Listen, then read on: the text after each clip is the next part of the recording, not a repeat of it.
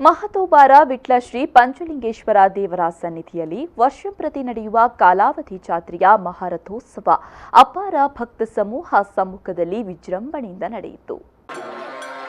ಜನವರಿ 14ರಂದು ಲಕ್ಷ ದೀಪೋತ್ಸವ ಧ್ವಜಾರೋಹಣ ಮೂಲಕ ಜಾತ್ರೋತ್ಸವಕ್ಕೆ ಚಾಲನೆ ನೀಡಲಾಗಿತ್ತು. ಸಂಜೆ ಭಜನಾ ಉಲ್ಪೆ, ಹಸಿರುವಾಣಿ ಹೊರೆಕಾಣಿಕೆ ಮತ್ತು ಶ್ರೀದೇವರಿಗೆ ನೂತನ ರಚಿತ ಕವಚದ ಮೆರವಣಿಗೆ. ಜನವರಿ 15, 16 ಮತ್ತು 17ರಂದು ನಿತ್ಯೋತ್ಸವ.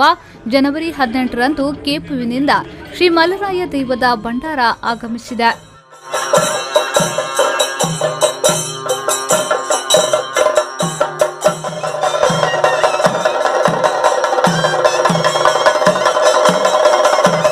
ರಾತ್ರಿ ಭಯದ ಬಲಿ ಉತ್ಸವ. ಜನವರಿ 19ರಂದು ಕೆರೆಯಾಯನ, 20ರಂದು ದರ್ಶನ ಬಲಿ, ಹೂತೇರು ನಡೆದಿದೆ. ದರ್ಶನ ಬಲಿ, ಬಟ್ಲು ಕಾಣಿಕೆ, ಪ್ರತಿದಿನ ಸಾಂಸ್ಕೃತಿಕ ಕಾರ್ಯಕ್ರಮ ಆಯೋಜಿಸಲಾಗಿತ್ತು.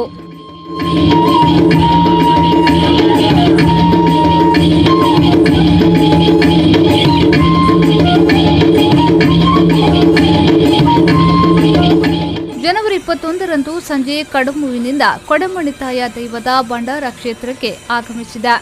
ಬಳಿಕ ರಥಗದ್ದೆಯಲ್ಲಿ ಮಹಾರಥೋತ್ಸವ ವಿಜೃಂಭಣೆಯಿಂದ ನಡೆಯಿತು.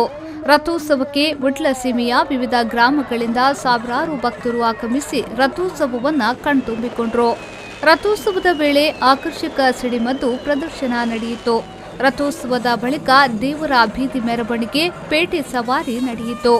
ಈ ಸಂದರ್ಭ ಪೇಟೆಯಲ್ಲಿ ಮನೆ ಅಂಗಡಿಗಳ ಮುಂಭಾಗ ದೀಪಾಲಂಕಾರ ಮತ್ತು ತಳಿರು ತೋರಣಗಳಿಂದ ಅಲಂಕರಿಸಲಾಗಿತ್ತು.